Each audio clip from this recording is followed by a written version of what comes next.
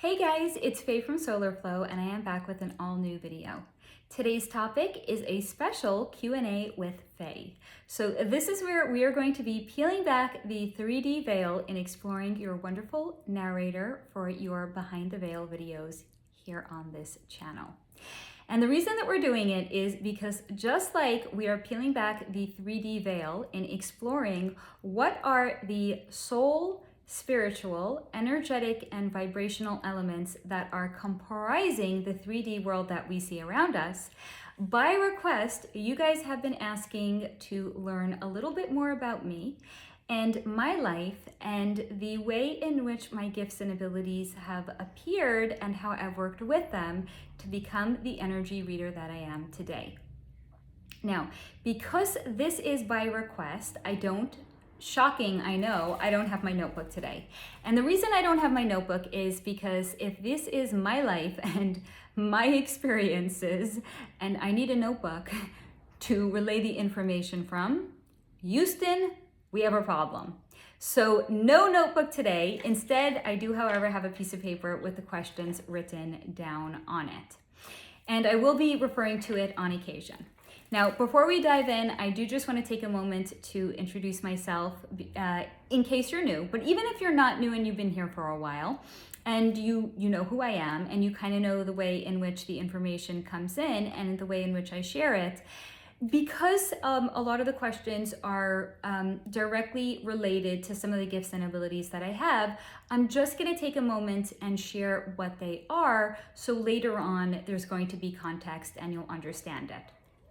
So first and foremost, in case you are new here, hi, my name is Faye, and I am the founder of this wonderful YouTube channel that you are currently enjoying right now, named SoularFlow. Now, the gifts and abilities that I have is mediumship, astral travel, and remote viewing. Now, in addition to that, I have a number of extrasensory perceptions as well, and they have cool names, and don't worry, even if you're not familiar with them, I'll explain what they are. So I have the gift of claircognizance, clairvoyance, clairaudience, and clairsentience.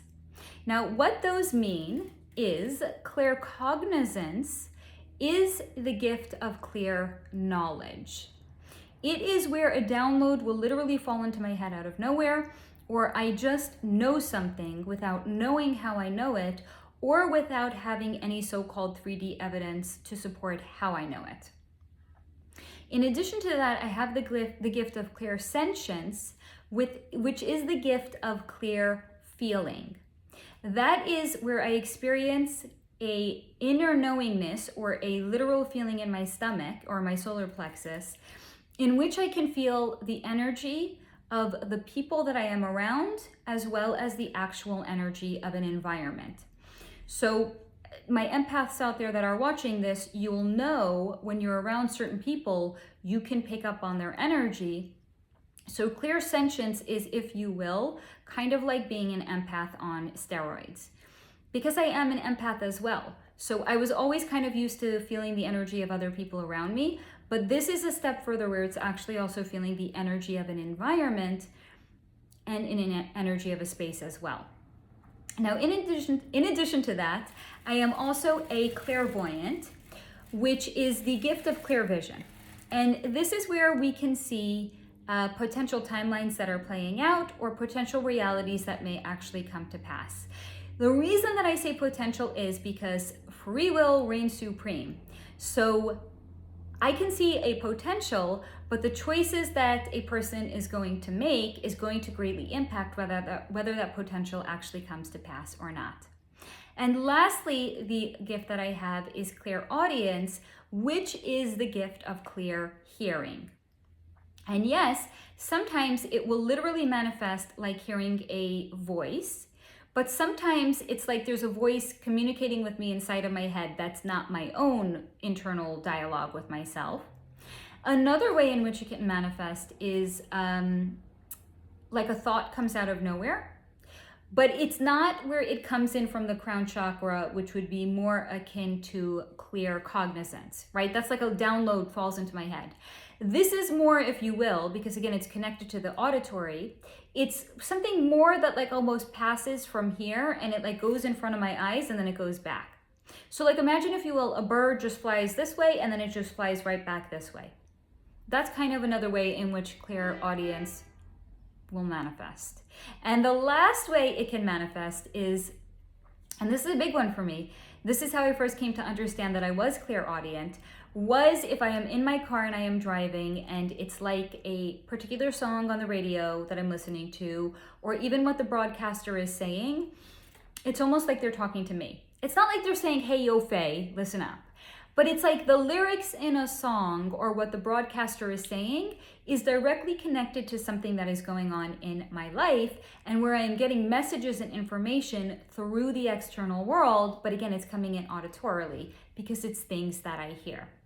So those are the current gifts and abilities that I have. And the reason that I say currently have is because not all of my gifts and abilities came in at the same time.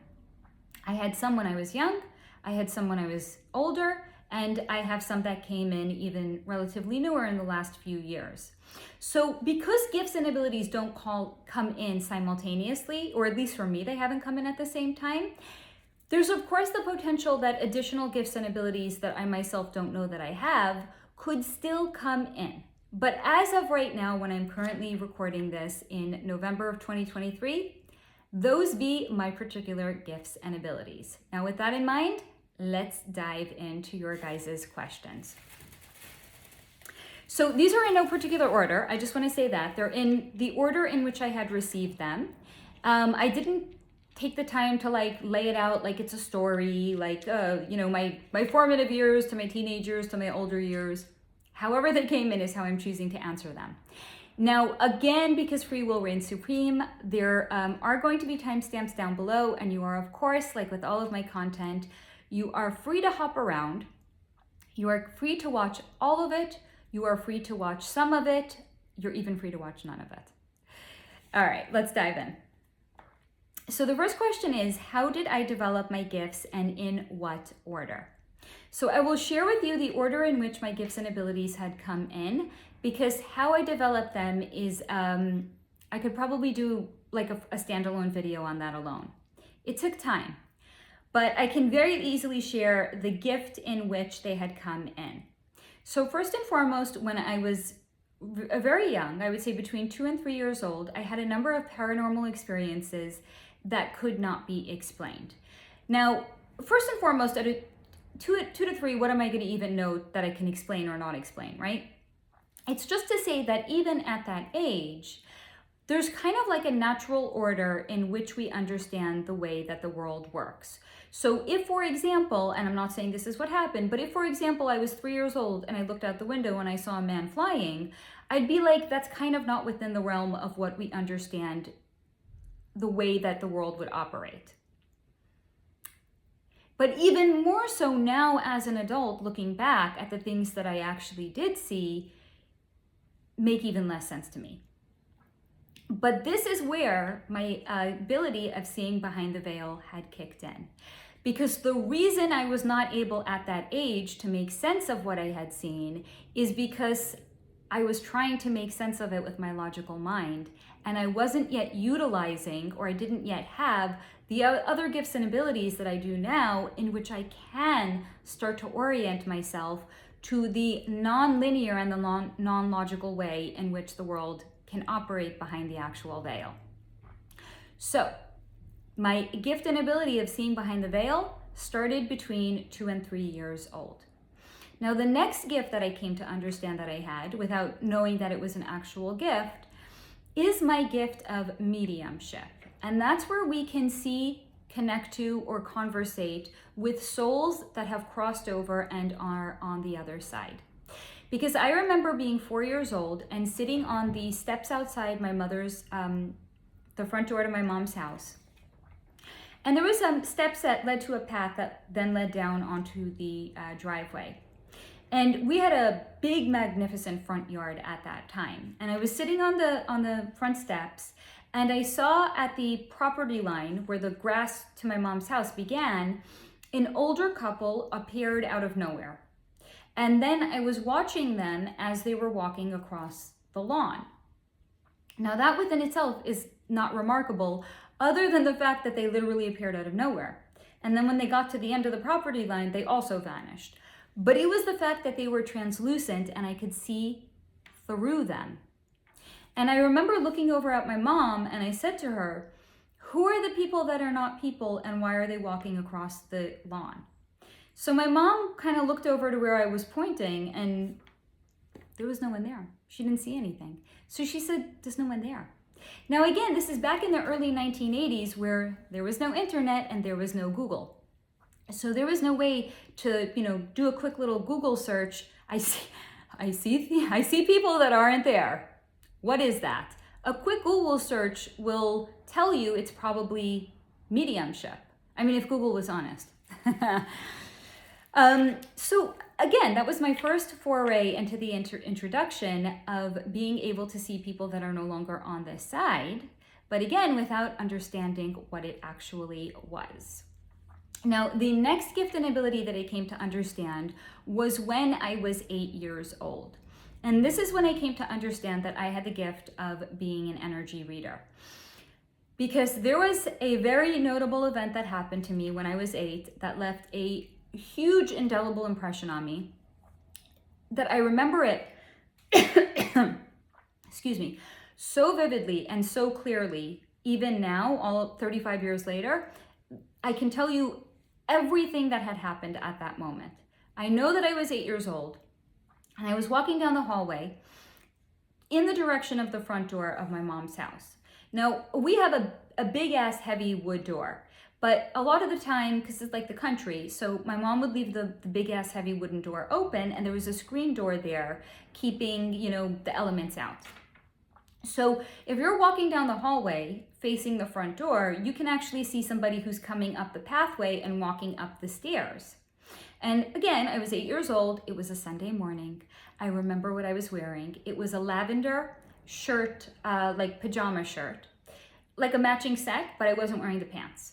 I wasn't naked on the bottom, I had panties on, but I was only wearing the sleep shirt itself. And I remember walking down the hallway and my mom had a workman that was coming to the house to take care of some work at that time. And he was walking up the steps. So we're kind of facing each other. He's coming this way, I'm going this way. He's looking at me. And he was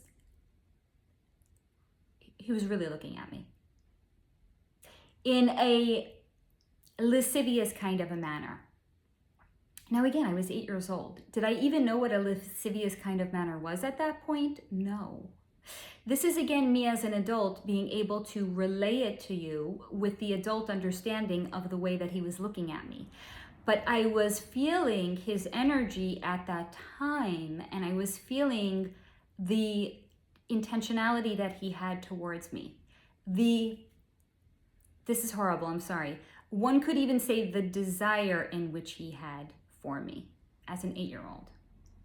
So one could say I've always been tuned in to a different kind of a vibe and a different kind of an element in life.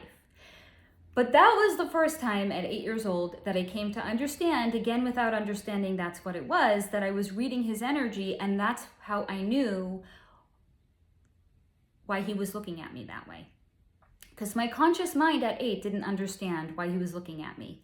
But energetically, I felt that he had untoward intentions while looking at my prepubescent 8-year-old body. Now, the gift of reading energy was first revealed to me at 8, but it was something that I became to be incredibly well versed with through my teenage years. Because I could go into my friend's house and I would know if my friend's parents had been fighting. I could know if she had been involved in the fight. And even if I maybe didn't know what the fight was about, boy, could I feel the energy in that house and know that it was volatile. I could tell if it was hostile.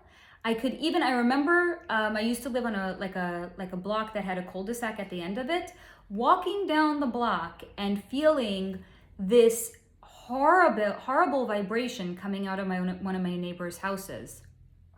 And when I got back to the house and I asked my mother what was going on with that neighbor, she said, Yeah, that's the guy that beats his wife. I didn't know he beat her. I just knew that I felt the energy vibrating violently off of the house because I felt the violent energy of the inhabitants that were in the house. Now, as I got older, this continued to manifest where I could go into somebody's house, and if they were friends of mine, I could know if they had just had sex. It's not really the kind of thing you want to leave yourself open to, right? And even if they're not having sex, like, to know what's going on energetically between the two of them is not really the kind of thing you want to know. Because people always have the expectation of privacy, and we're going to talk more about that a little bit later on, because people are oddly weirded out when I share with them, maybe not oddly, but people are weirded out when I share with them I'm an energy reader, because they're like, are you reading my energy right now? Don't read my energy. And I'm always like, no, because boundaries. You have the expectation of privacy, and since I was so inundated with all of these experiences early on, I have learned how to create boundaries within myself in which the world is not bleeding onto me any further. Because there were years when it was.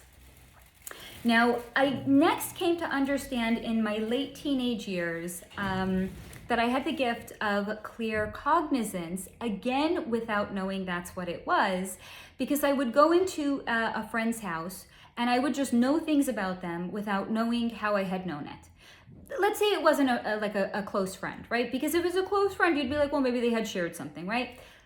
A friend had taken me to another friend's house, and I get there and I just know stuff, and I don't know how the fuck I know it, but I know it about them. And I had a really notable thing happen to me when I was actually 18. And I was in the car with a friend of mine, and we were driving past another house, and I had shared, this is like the most random thing, because sometimes this is literally the way energy reading actually works. Like, we were driving past a house, and the owner of the house had a very particular kind of a series of statues laid out along their driveway. And I had commented to the person that I was with that based on those statues, I knew that it had meant something about the person. And I'll share with you what it is. And basically, there was a U-shaped driveway. And all along the driveway, every 5 feet or so, were naked statues. But not just naked statues. It was where there was like a overabundance of attention that was paid to the male genitalia of the statues. So we're driving past, and I said, the person that owns that house is gay. And my friend's like, there's no possible way you could know that. And I was like, I just do. I don't know. There's something about it just said this person's gay. And you might be wondering, how did I actually know that that was in fact the truth? It's because a number of years later, that house and the owner were actually on a reality TV show. And the owner of the house was sharing that he had specifically chosen those statues because he was so proud of the fact that he was no longer in the closet. So he was like living loud and proud out in the world, and he didn't want to be ashamed of it. None of it. How the fuck did I know that? Clear cognizance. But because a lot of the times when, information comes into us and the rest of the world doesn't understand it, what tends to happen is we're told we're crazy. And if you're told that enough, we'll start to believe it. And we'll be like, I'm sharing all these things with all of these people. No one else sees what I see. No one else seems to know what I just seem to know, and I don't understand how I know it. There must be something wrong with me. And it was at that point, starting when I was about 19, that I started, even before then I would say, when I was a teenager, I started to suppress my gifts and abilities because I didn't understand them. And social norms, I wanted to fit in with everybody else. And I felt if I was talking about all this wacky shit nobody else got, I wasn't gonna fit in. And we are genetically hardwired to fit in. So I started to suppress my gifts and abilities. Now here's the thing and the way in which gifts and abilities work. It's not like an on and off button. It's not like you turn it off forever. It's like a faucet. Imagine if one morning you went to your sink and you turned it on and there was no water and you were like, oh, fuck, I turned it off for good. When we turn off our TV, our cell phone, the faucet on our water, it's temporary. It doesn't mean the next time we go to turn it back on, it's not going to suddenly turn on. It's the same thing with our gifts and our abilities, because they are contracted to us to sometimes come through in any particular incarnation. So when we turn them off, at best, we're just suppressing it temporarily. Because next what came to happen is once I hit about 37 years old, I started to get new gifts and abilities coming in. And what then started to come in at that time was my clairaudience, where I could ask a question to the universe, get into my car, turn on the radio, and get the answer that I was seeking, even if I didn't like it and even if I didn't listen. And then in the next few years, a whole bunch of new ones came in as well, which was once I started to meditate like crazy after my spiritual awakening, astral travel and remote viewing came in at that time. And those were things that I didn't even know were a possibility. So that's just kind of like a very basic and rudimentary explanation of the timeline in which all of my gifts and abilities had started to come in. Now, the next question is, before I woke up, did I have any idolized celebrities? And the answer is, I wouldn't say that I necessarily idolized anybody. I would say that I probably had favorite actors and actresses, but not to the extent that if they came out with a movie, I would go to see it just because they were in it. Like if the topic didn't interest me at all, even if they were in it, it wouldn't be enough to get me to go and to see the movie. So I wouldn't say that I idolized anybody. I would say I probably had key people out in the world that I would enjoy their contribution to the arts that they were immersed in, but not to the extent that I had idolized them.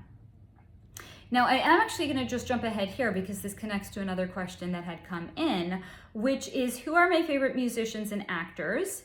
In tandem with, how has this changed since waking up? And this is where I'm going to share with you that I do have, or I had, I would say, favorite actors. One of them that I've spoken candidly about was, two actually, Hugh Jackman and Henry Cavill, because Henry Cavill is smoking hot. It's not any indication to his talent, although he is quite talented. And Hugh Jackman, there's just always something about him that I just love. I just love him as an actor. Now, who are my favorite musicians? So growing up, when I was a teenager, I really liked Oasis and I really liked Duran Duran. I saw them both in concert. Now as an adult, I like Taylor Swift quite a bit. I like her music anyway. I mean, it's not a reflection. I don't know her to like her or not like her, but I like her music. And in my 20s and early 30s, there goes one of my crystals. I really liked electronic dance music. So I'm kind of like a retired raver.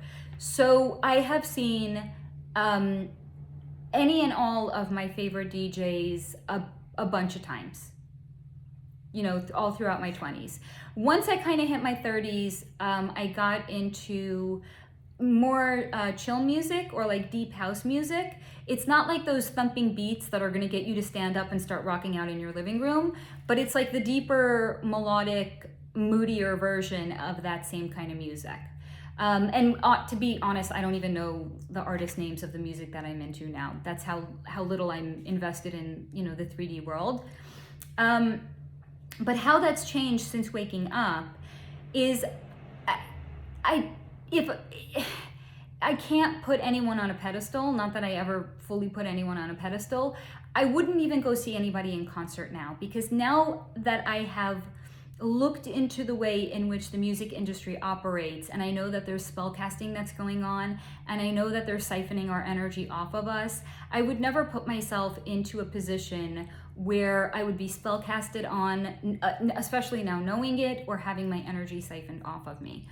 So it's changed because I can still appreciate it for what it is, but now I'm kind of tuned into the vibration of it. And if vibrationally it doesn't align with me, I won't want to listen to it. Because there is spellcasting on music on the radio as well. So I try to be a lot more discerning about what are the artists I allow into my sphere. And if energetically it still feels high vibration, I'll take it for what it is and I'll enjoy listening to it. It's not like I'm throwing the baby out with the bathwater. Now, another question that had come in, which I think I kind of answered, is when did I first discover my gifts?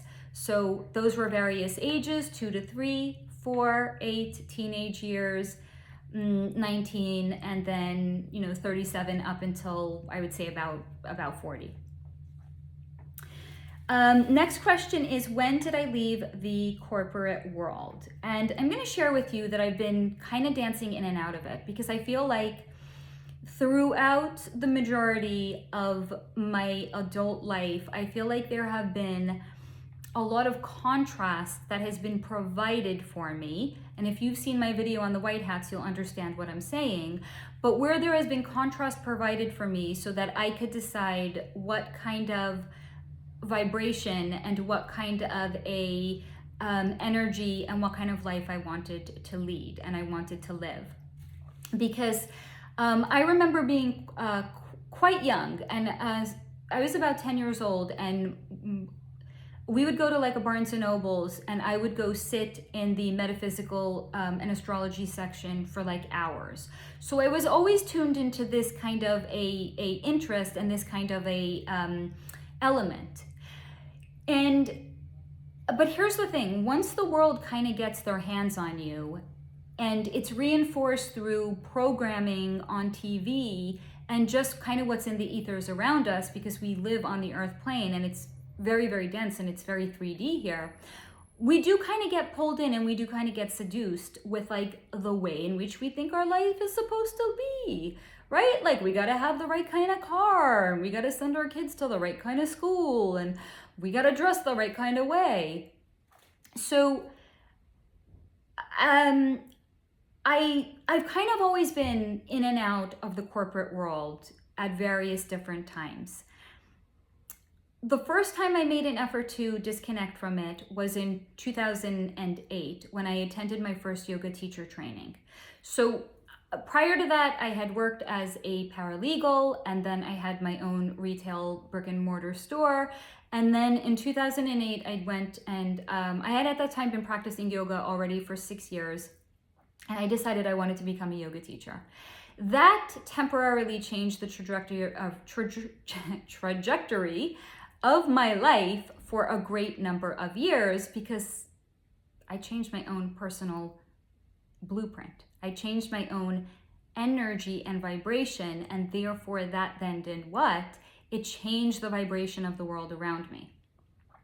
So I did my first yoga teacher training in 2008. I did my second one in 2009, and I did my third in 2012. And I closed my brick and mortar store for good in 2009 and moved to California. And I had been kind of like teaching yoga part-time from 2008 until 2009 while running my store. Closed it, moved out to LA, and then I was working in yoga studios and as a private yoga instructor, I would say straight through 2018. So I had like, wow, that was a lot of years. So 2009 until, that was like 9 years of strictly teaching yoga and Pilates and being completely tuned in and tapped in to the energy and the vibration of the world. And what happened at that time is that I actually ended up getting divorced, and I have a little boy. And I knew that the income that I was earning at that time was not enough to support me and my son. So I had to pivot, because what do we know about the 3D world? If you work hard, you'll be well compensated, right? Isn't that what everyone says? Work hard and you too can achieve your dreams. You can succeed in the 3D world. So at that time, I had gone back to corporate America, and I had worked in corporate America from 2018 until about, I want to say, mid-2020. where I was working in social media as a social media marketing manager and an influencer and community liaison.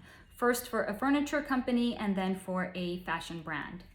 And then in 2020, I underwent a spiritual awakening in which I was no longer energetically aligned with corporate America, and the universe ultimately interjected to get me out of it. So that was a very long way to explain that I left the corporate world for good, hopefully, in 2020, mid-2020. The next question was, does my family accept my gifts and how do they relate to me now? Now, this is where I'm going to share with you that my mom and one of my brothers do. They know what I do and they do accept it. To be completely honest with you, I have no idea if my other two brothers know what I do. And this is not because we're not close. This is not because we don't love each other and we don't care about each other. We do. It's just to say, and perhaps this has happened to you too, at the point that I was waking up and I wanted to share everything that I was coming to find out about the world, you probably yourself have gone through this as well. Not everybody wants to hear what we have to say. So I think at a certain point in my own personal evolution and waking up, two of my brothers were like, peace out, love ya, but enough. So at a certain point, I actually just stopped sharing with them what's going on. It's not to say I don't talk to them. It's not to say when I go to visit that I'm not spending time with them. It's just to say that certain things are kind of like, let's not go there. Because we love each other so much and we want to enjoy each other so much. So there's certain topics that are best left unsaid. So to be completely honest, I have no idea if they know what I do. As unsatisfactory of an answer as that may perhaps be. Now, this, in fact, actually goes in tandem with the next question that had come in, which is anyone in my family gifted as well? And first and foremost, I'm going to share with you that everyone in my family, even my father who has crossed over, every single member of my family are incredibly empathic. One of my brothers was a New York City police officer until he retired, and now he works as an EMT, and that's because he is highly empathic and he wants to help people. My other brother, one of my other brothers, I remember at the time with the C-19 Jabadoodle thingy, and even though this is not my own personal opinion, when he had shared it with me, I respected it tremendously because of the lens in which he viewed this kind of attitude, which is he said, I am more than happy to get it myself if it means that I can keep another person safe. Now that comes from a person that is highly empathic because he wants to look out for his fellow mankind. Empathic person. My third brother is also incredibly empathic and loves, first of all, he's like an animal magnet. I have literally seen him standing out on the property, holding food in his hand, and deer will come and eat it out of his hands. So animals love him. He's like the animal whisperer, and he's always leaving like food out for squirrels and things like that. And cats come and visit him, and he has actually cried on more than one occasion for the state of humanity and the state of the world that we live in. So everyone in my family is highly empathic. I remember being a little girl and being in the grocery store, grocery shopping with my mom, and we were like standing in the frozen food aisle, and my mom had like bumped into someone that she knew but hadn't seen in a while, and like this woman was just like sharing her life story with my mother, and it was like really here in the grocery store? Yes, because highly empathic people are like a beacon of light to wounded souls. So even if it's in a fucking gas station or it's like standing next to the frozen peas in the grocery store, wounded souls will find the light and they will be drawn to it. So yes, everyone in my family is incredibly empathic and gifted that way. Now, my mom is also, I don't know if she knows this, I'm going to try to get her to see it this way. My mom is actually clairvoyant because she is somebody that can make predictions, but specifically based on couples. She'll go to a wedding, or she'll go to an engagement party, or she'll even see a couple together, and she will know within 10 seconds, the first 10 seconds of meeting them, she'll be able to predict if they're going to stay together, or if they're going to get divorced, or how many years until that's actually going to pan out. I've seen it on more than one occasion. She's incredibly gifted that way, but she is gifted on a interpersonal level in seeing potential timelines play out between two people. One of my other brothers, the one that is the animal whisperer, I think he's incredibly gifted as well. He can see behind the veil, and he is absolutely beyond a shadow of a doubt clairaudient as well. My other two brothers, I'm going to speculate and say that they're gifted in their own way. I think they're both gifted in terms of claircognizance, because they, but not necessarily interpersonally, they're quite gifted in their understanding of the way that certain things play out in the world and the way that certain things work. They are remarkably gifted when it comes to math and numbers, in a way that almost I would even say it's because it's like a past life connection that they have, where they were incredibly gifted with numbers in a previous incarnation. Because I have never, one of my brother, the one that was a New York City police officer, we would like go out for dinner, and he would bring a math book with him. Like, he would read math books for leisure, for pleasure. So he's incredibly logically oriented, but the way in which he grasps these higher concepts, it's almost as if it involves very little effort. And I think it involves very little effort because he's gifted claircognizantly with his understanding of numbers. The next question that had come in is, do I see auras around people? And the answer is yes. But I only see auras around people when I have their consent and I am working with them as a client. Because as I had indicated earlier on, being an energy reader, we can be quite inundated with a lot of information and a lot of energy. And it's kind of like I have to, when I'm on, and when I'm off, I'm off. And I have had to learn how to turn that off when I am not working with a person, because otherwise I will become too energetically dysregulated. It's like, imagine if I had a brick and mortar store, and when I would go in the morning, I would unlock the doors, I would turn the sign around that says, welcome, come in, we're open. And then when I leave at the end of the day, I close the door, I turn the sign around that says, please come again, and I lock the door behind me. Because otherwise, that shit will bring us down. So I have learned how to turn it off, but yes, if I am working with a client, I can absolutely see their energy. The next question, this is connected to it. If so, what do auras mean?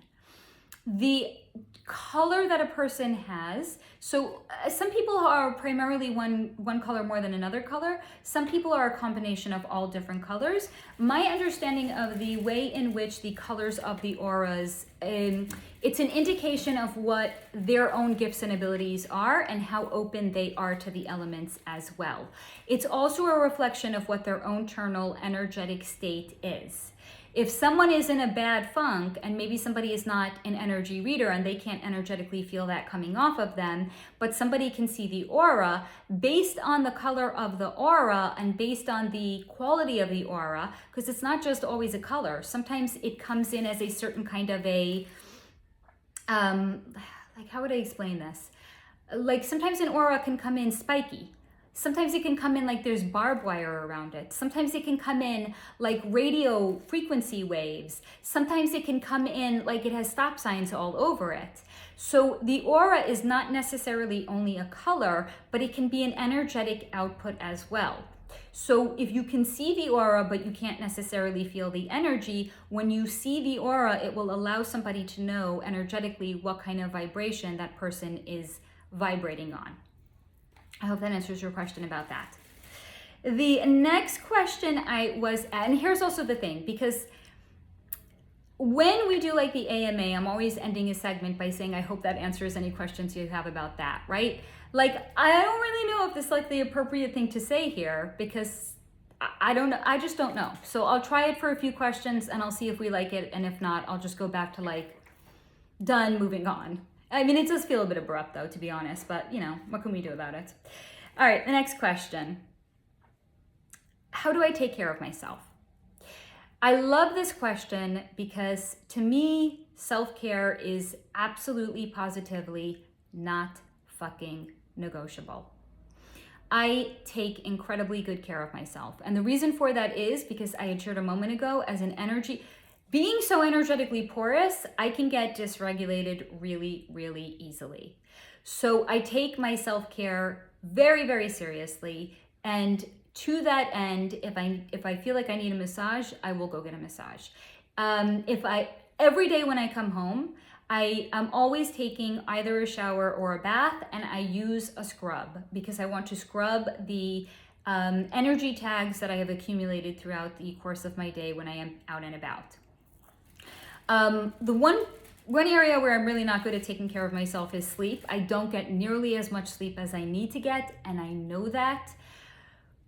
But damn, when we have older kids and they go to sleep late, it's like I can go to sleep with my kid and I can have no time for myself, or I can stay up later than I should and I can have some time for myself. I know if you're a parent, you get it. That's the one area where I know I don't take care of myself. But I am completely ruthless and relentless with my working out. Like, to me, it's almost like the most important thing. Because if I don't work out for a number of days, the world stops making sense, and I stop making sense in the world as well. I am completely relentless in the fact that when I feel called to work out, I just have to work out, and the world just has to understand that.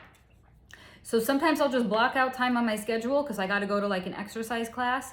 Sometimes it's like, okay, kid, you're getting a slightly later bath today because mom's got to work out and she's got to work out like right the fuck now. I've even worked out at 10 o'clock at night because I was like, I can't go to sleep with all of this energy pent up inside of me. So to me, working out is akin to therapy.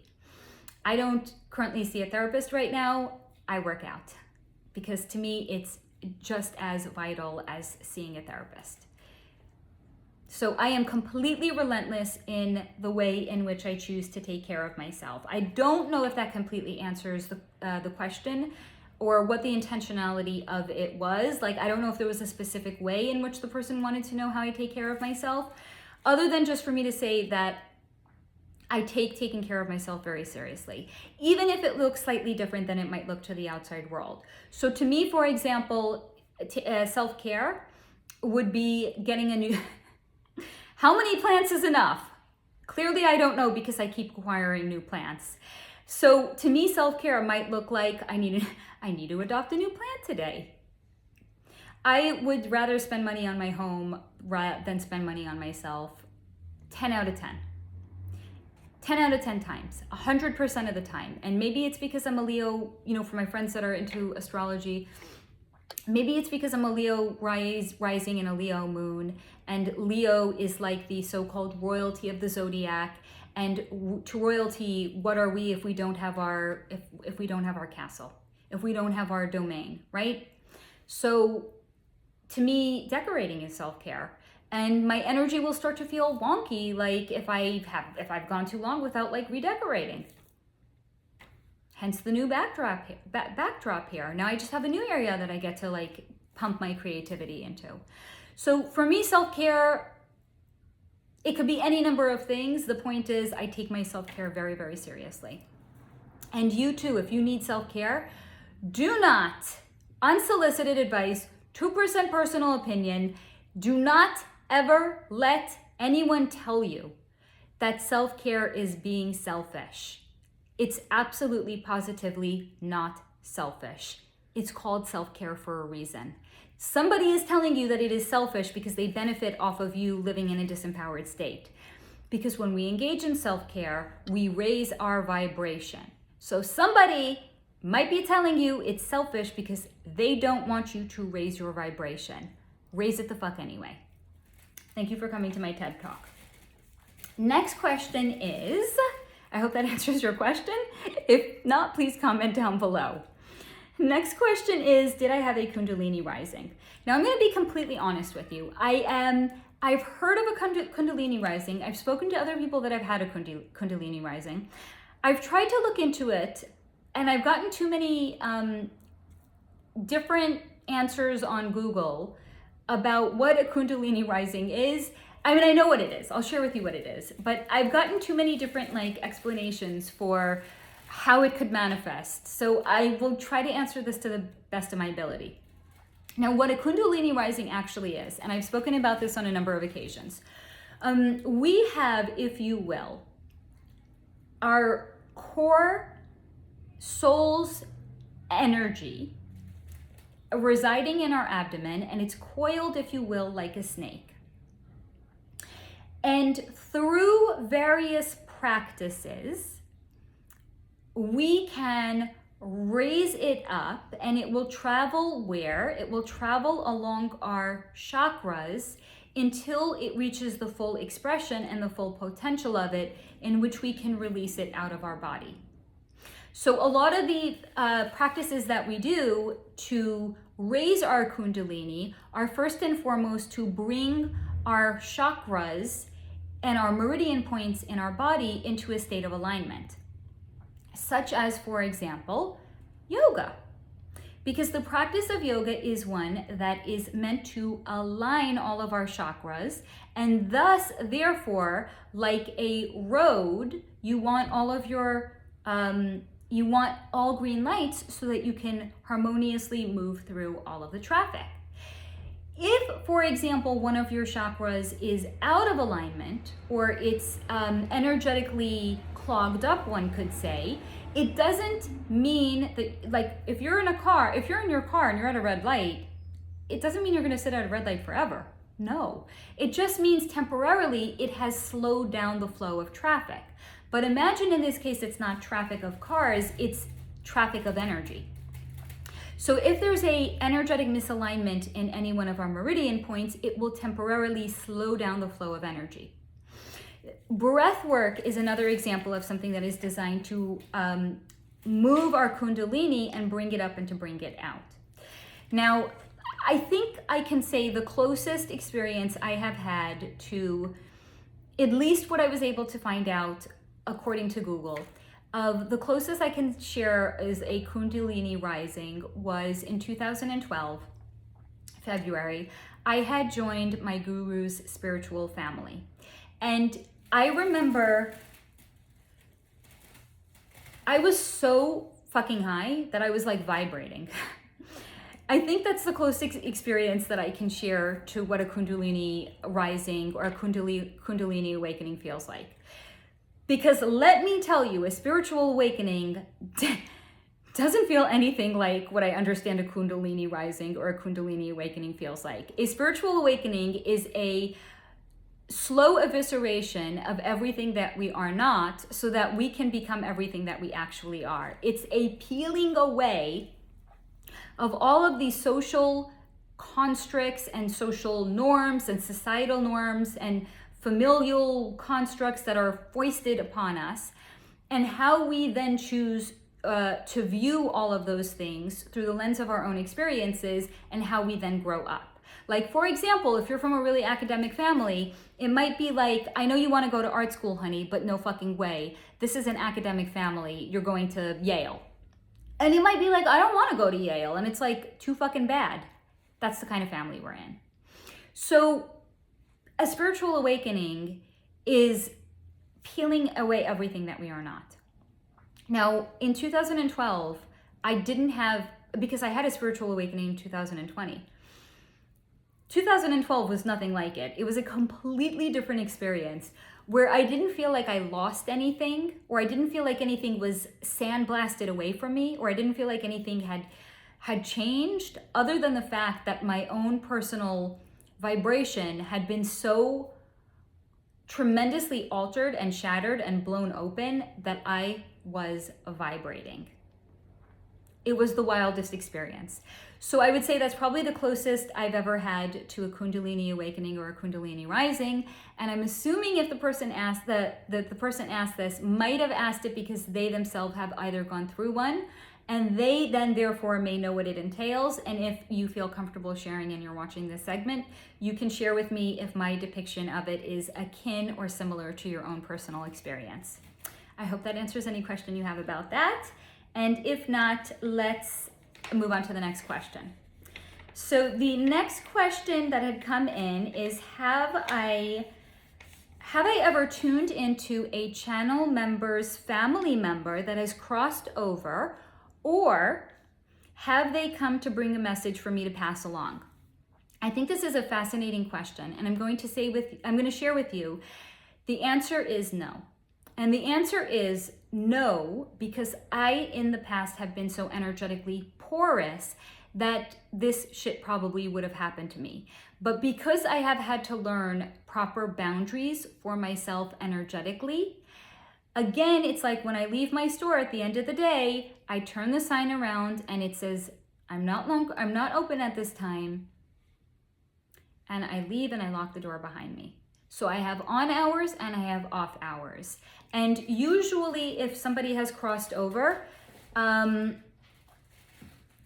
it's where I'm actually working with a family member, and the family member has asked me to make contact with them.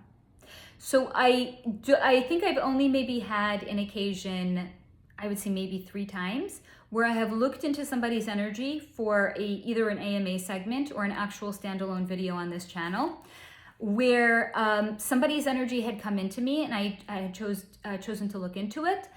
But that does not typically happen. Usually if I'm going to check into somebody's energy, it's because it's at the request of a family member. So I think maybe just like energetically, people that have crossed over, because here's the thing, like even when I was 4 years old and I saw the people that were like walking across my mom's yard, right? I saw them, but they didn't come to interact with me. They didn't like come over, and they weren't like, oh, hey, what's up? You can see us, let's conversate. No, they were just going about their day, right? And I will actually say that in the last year or so, my mom had asked about it, because we have long believed that my mom's house, I wouldn't quite go so far as to say that it's haunted. I would just maybe rather say that it's energetically visited. And in the last year or so, my mom actually asked me to look into it, and what had come, this is fascinating. Again, it came into me. Of course, I think it's fascinating. But the guides bring the goods. If they bring it, I'm like, this is the greatest information ever. Thank you. But when I had looked into it at that time, I'd actually seen that elderly couple that were walking across the yard, they were the same essences that we have felt in the house, but we just never knew that they were the one and the same. But what had come in at that time is they were previous owners that had lived in the house, because my mom's house was built in like the 1960s. So they had lived in that house, was a previous owner of the house, and they still felt on some level attached to it. So on occasion, they would come in and they would walk the perimeter, right? That's why I saw them appear at one end and disappear at the other end. So they would sometimes just walk the grounds to make sure everything was on the up and up. They would sometimes come into the house. They never meant any harm. They never wanted to hurt us. They were just more checking on the house, not even the inhabitants per se. So this is just to say that even when I do see people that have crossed over, they really don't come up to me and they don't really interact with me unless I invite them to, or unless I was asked by a client to. So I hope that answers your question about that. The next question that was asked of me is, have I come across someone's energy that was icky? And have I chosen not to engage? And if so, can I say who it was? So the first most notable example that comes to mind is I had looked into somebody by the name of Rex Huerman, who is the suspect in custody for committing a string of unaliving women in Long Island, New York, and he is referenced as the Gilgo Beach, Long Island serial killer. Now, I had looked into his energy, and I remember one of the first things that I had said is that his energy felt icky to me, and I think that's the exact word that I had referenced. It didn't feel good. Being around his energy didn't feel good to me. Maybe I'm a glutton for punishment, but did it stop me from actually engaging with him? And did it stop me from actually looking into his energy? No. I still looked into it. It's just to say that when I first connected to it, it felt sticky and it felt icky. And another person that I remember actually sharing was Amanda Knox in a previous AMA. And I had shared that when connecting to her energy made me feel not safe. And there's one spot on my sofa that I'm always sitting in when I meditate and when I channel. And at the time that I connected to her energy, I curled myself up into a ball and I was wrapping my hands around my knees. Like I was trying to make myself as small as possible because I didn't feel safe around her energy. Again, did it stop me from looking into her energy? No. Because here's the thing, it's also just energy, right? It's fluid. It's like the wind. If there's wind outside and it doesn't feel good on my body, am I going to be like, well, I guess I'm just going to stay inside for the rest of my life because I don't like the way the wind feels? No, it's a temporary feeling. So if I can get onto the other side of it and I can just acknowledge it for what it is, then I'm usually okay being in it. However, I'm going to share with you, there is one person I had looked into and I don't even want to do a video on them. And that is where I looked into the notorious serial killer Jeffrey Dahmer. I don't want to do a video on him because that's being in the energy. Again, I was in the energy. I didn't like it. But again, also understand I was very clearly a vibrational match for his energy at the time that I had looked into him. I was in a dark place. That's why I was able to connect to his energy. It's not an energy that I would like to stay in. And to be completely frank and completely honest with you guys, it's not even the kind of energy that I want to bring to this channel. So I hope that answers any questions that you have about icky energy that I've come in contact with and why I chose to engage in it and certainly why I won't look into other people's energy. Oh, there is one other thing I'm going to share with you. I can't look into kids. Obviously they're littles and it's not because it's negative energy. It's just because as a parent, being a parent, I can't look into missing kids' energy and I can't look into the energy of unalived kids either. It's too destructive to me energetically. I can't do it. I won't do it. I'm not saying don't ask. You guys can ask. Free will. I'm just saying that my free will also in response is going to be like, I'm not going to look into that. So I hope that answers your question about that. And if not, I'm going to move on to the next question. I think this next one is a fascinating one. This is, has my guides stopped me from engaging with someone or dating someone? This is where I'm going to share with you, it's never been my guides, it's been my own personal intuition. Have I, however, chosen to listen to it? I can neither confirm nor deny if I always listen. But I will share with you that the guides, it's kind of like I gotta go knock on the door and I gotta invite them in. They don't come chirping in my ear when I'm living my life and I'm out and about. What does come in when I'm living my life and I'm out and about is my own internal guidance system, known as my intuition. So it's spoken to me. I haven't always listened, but it's a very effective, effective internal guidance system should we choose to listen to it. I'm also going to share with you, if you are somebody that struggles with listening to your own intuition as well, it will get stronger the more we practice listening to it. Because in the past, when I was younger and I did not listen to my intuition and I got into,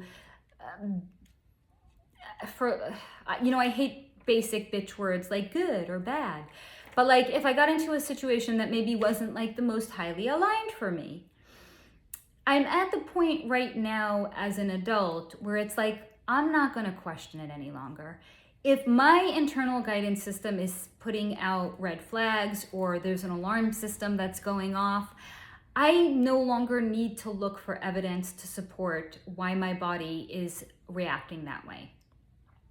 Because I got a lot of life experience behind me that would not have played out the way it did, and I'm going to discuss that in a minute, but would not played out the way it did if I would have listened to my intuition at that time. Now, if you've been here for a while, you know this is probably where I'm also going to interject with you that there are no mistakes in our past. Because if we went through some shit and we went through the bowels of fucking hell, but we're on the other side of it, that happened because it was a soul contract.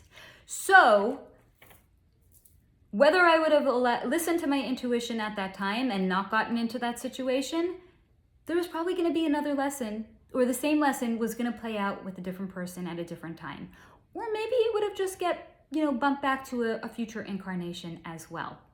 So I don't want anyone that's watching this to feel bad and to be like, shit, if only I would have listened to my intuition, it would have saved me years of my life and this or that.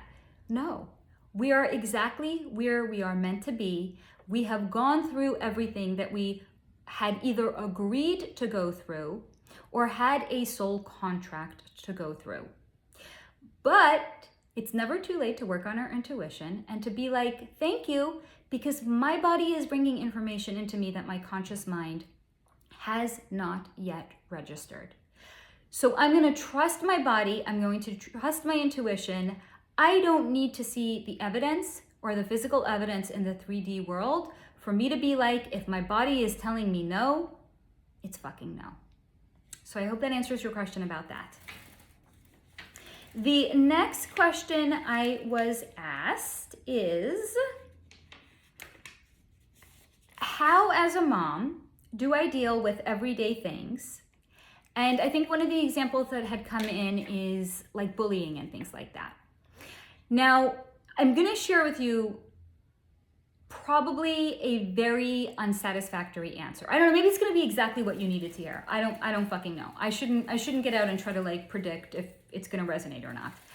I'm just going to share with you that first and foremost, when it comes to bullying, thank God my son is in a lovely school with lovely families and lovely boys. And another beautiful benefit about it is a Montessori school, and all of the classes are mixed ages.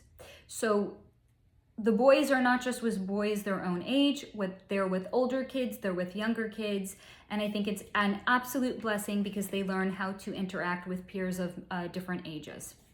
So I don't have any experience with bullying that I can share my experience with you. I'm just going to share with you that being a spiritual person, having the specific gifts and abilities that I have, is both a blessing and a benefit, as well as it can be a potential hindrance. And here's why.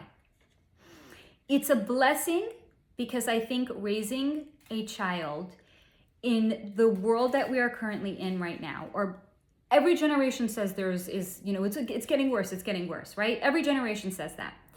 So it's not just the world that we're currently in right now. It's raising a spiritually inclined child that is aware of metaphysical, spiritual, and vibrational and energetic components in a 3D world is an absolute fucking blessing. Because we are first and foremost enabling our children to tap into and honor when something doesn't feel right to them. And maybe they're not going to say it's my intuition. Maybe they're just going to say like the energy is not, aligned right now. Whatever they're going to call it, I think raising a child that's in tune to the energy around them is a blessing. So I know, for example, when I'm going to share with you something that happened with my son over the summer. One of the field trips they had gone to was like a amusement park.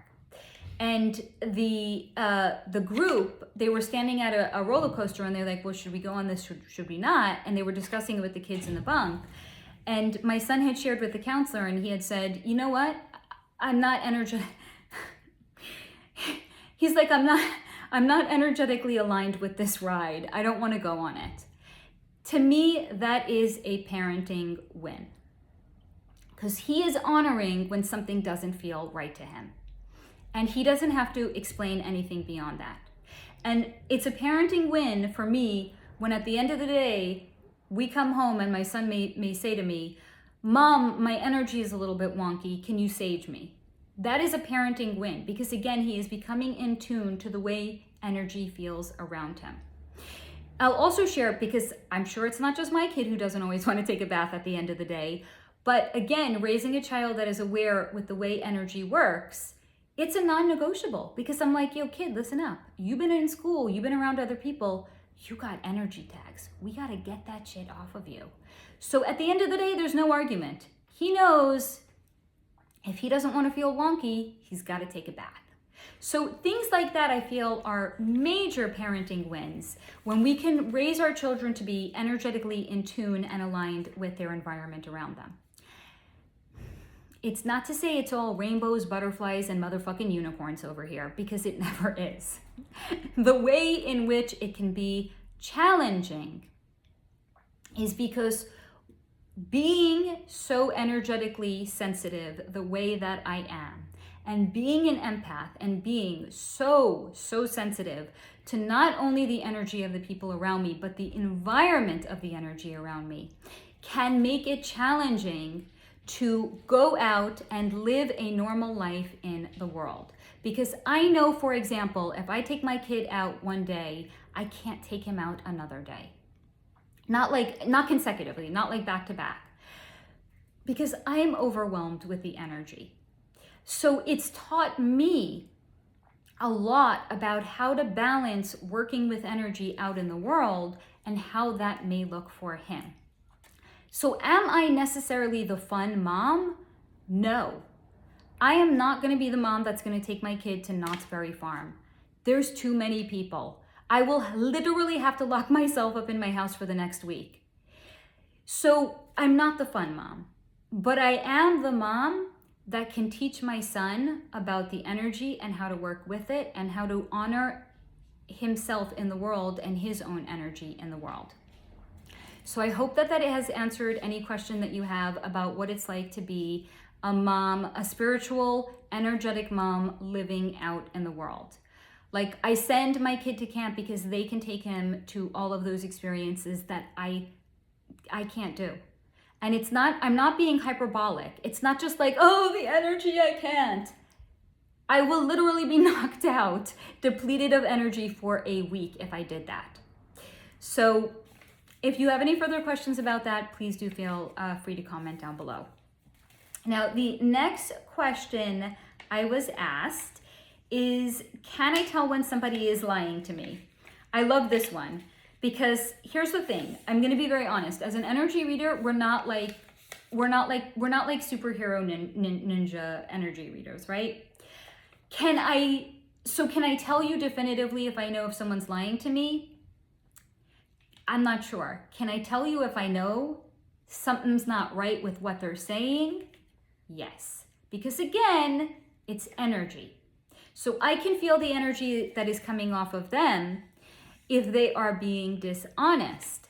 I might not necessarily know that they're being dishonest. I'm just going to feel that energetically something about what they're sharing with me feels wonky and it feels off.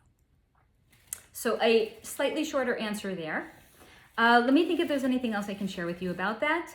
And here's also the thing. I'm going to be kind of upfront. We're not really, there's certain things we're not meant to know, right? Like there's certain, it's like, why can't we telepathically connect to somebody else's mind? People have the expectation of privacy and people have free will. So from a free will point of view, if somebody wants to lie, that's bad juju on them. The way it's going to come through to me is this is not an energy that I want to be around. This is not an energy that I want to be aligned with. And if somebody is choosing to lie to me, I will feel that we are not energetically aligned, even if I don't know that they are specifically and per se lying to me. So I hope that I have answered your question about that, and if not, please do comment down below. Now I have 2 questions left. The next one is, do I have vivid dreams, and what have I learned from them?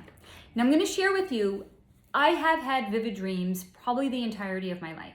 From definitely the earliest time that I can remember, 8 years old, having very, very, very wildly vivid dreams. And then again, when I was 14, wow.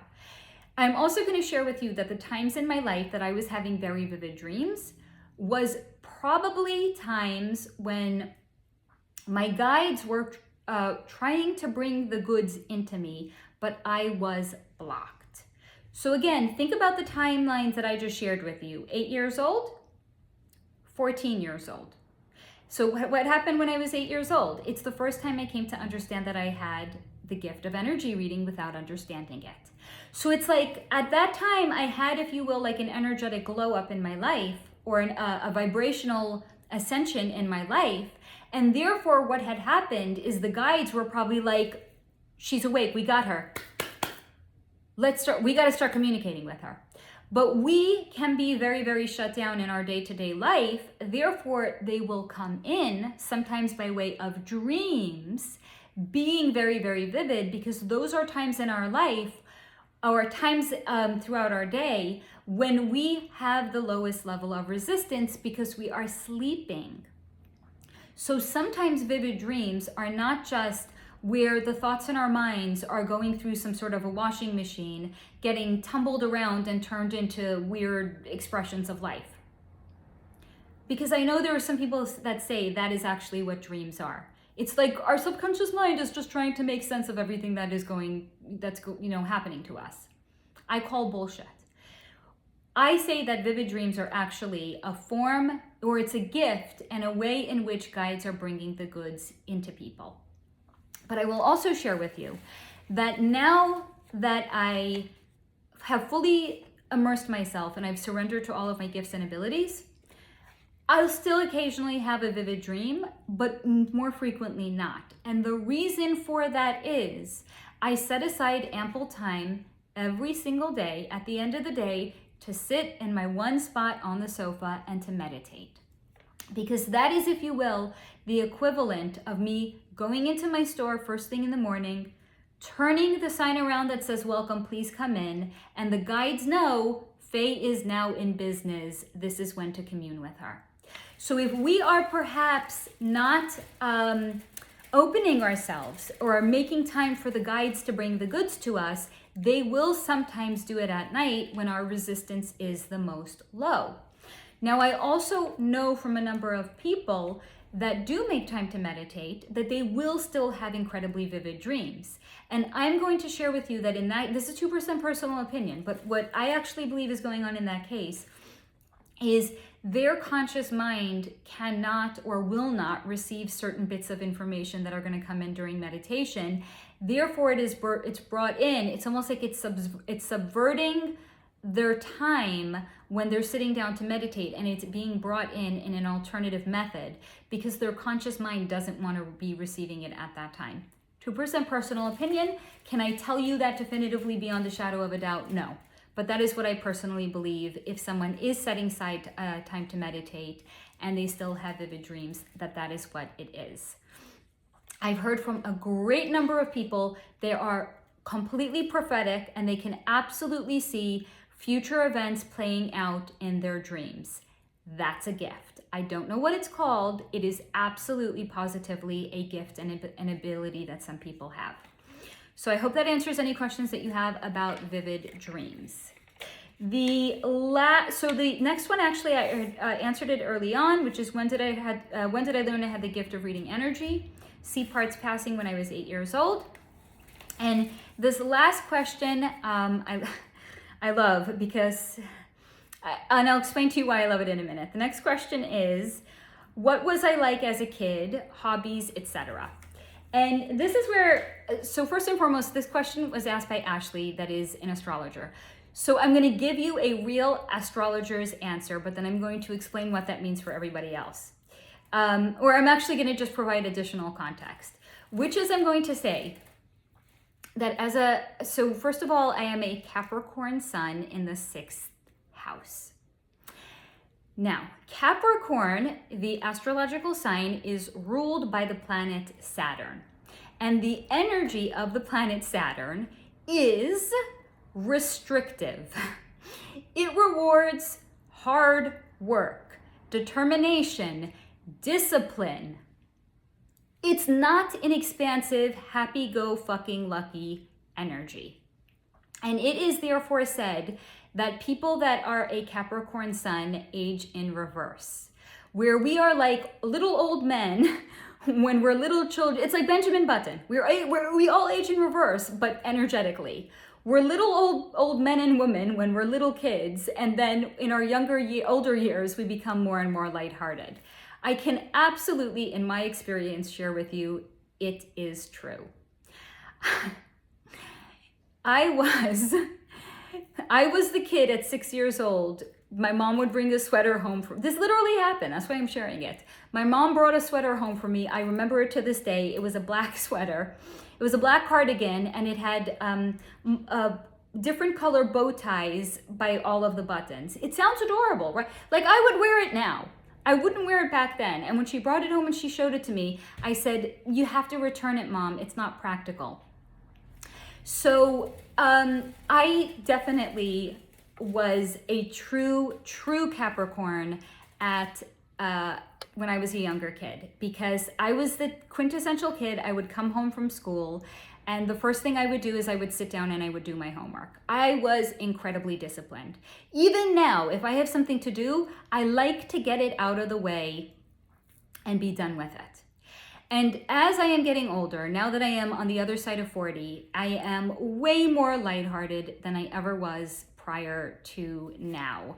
I'm like, one could say I'm like living my best life, right? Like maybe I'm also living my best life now because I've fully embraced the fullness of who I truly am now that I've been stripped bare of everything that I am not. And I'm living my purpose, and I'm living with intention, utilizing my gifts and abilities to make sense of the world around us and to help people tap into their own gifts and abilities and live their best life. Sure, that's a part of it. But energetically, like I don't think I was like a light, fun-hearted kid. I was a really serious kid. Now, in terms of hobbies, I grew up with older brothers, so I was very, very much a tomboy. I was very athletically oriented. Again, sun in the 6th house, right? And I from the time I was 3 years old, my mom enrolled me in ballet. I was in dance class. Once I hit 6th grade, I played basketball from 6th grade into high school on my school's basketball team. When I was 22 years old, I discovered yoga, and I have been practicing it ever since. So about 22 years now. So I've always been incredibly physically oriented with moving my body and engaging in some sort of a physical activity. I also absolutely love being outdoors. Earth sign, right? I love. Like again, when I was a kid and living in my mom's house with that magnificent property all around us, I would live outside. It's a little bit more challenging now to be outside because again, see parts passing about being inundated with energy. But I absolutely loved being outside.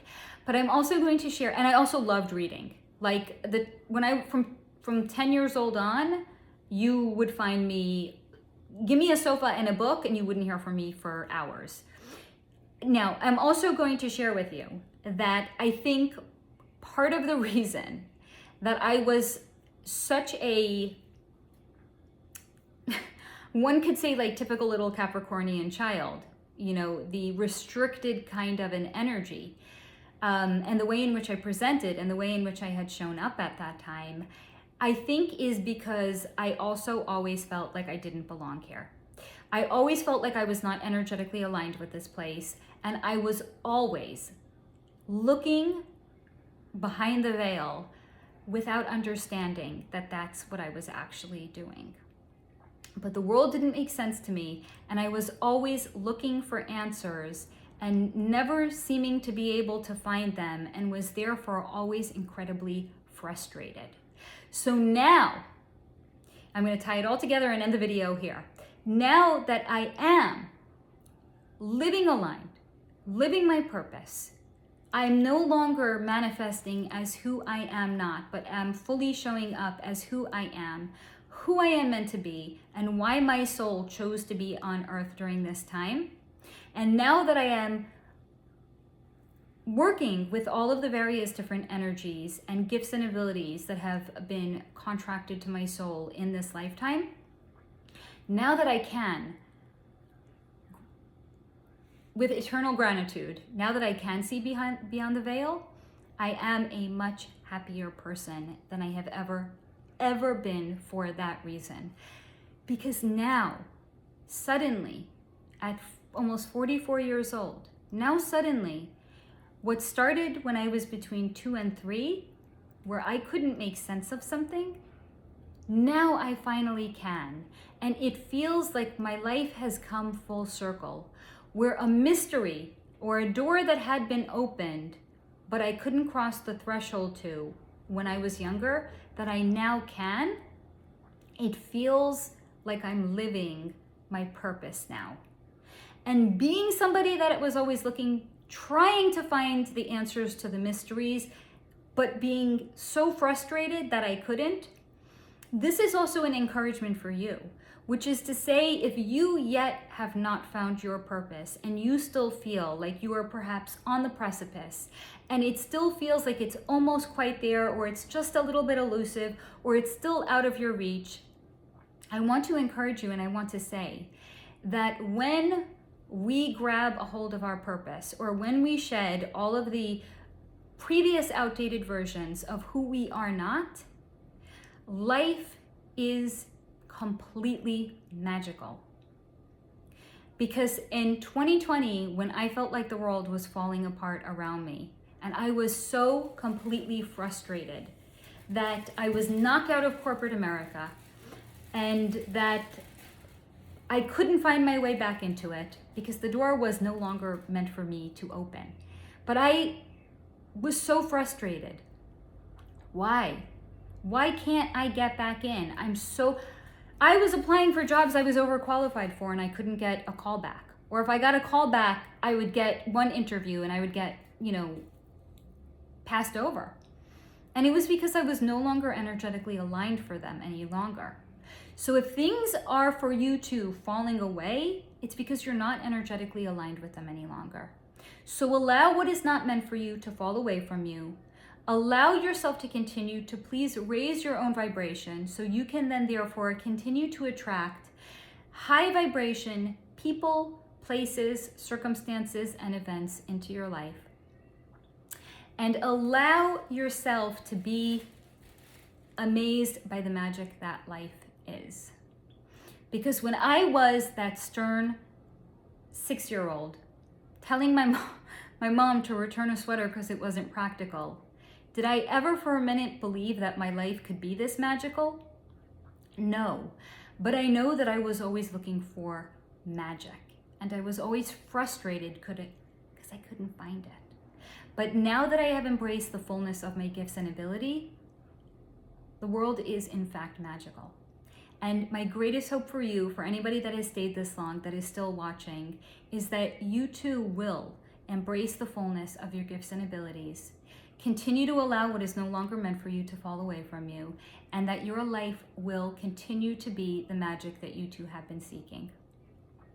So thank you guys very much for being here. If you stayed until the end, thank you for your curiosity and your interest into what I was like along the way, and what's kind of gotten me to the point that I am right now.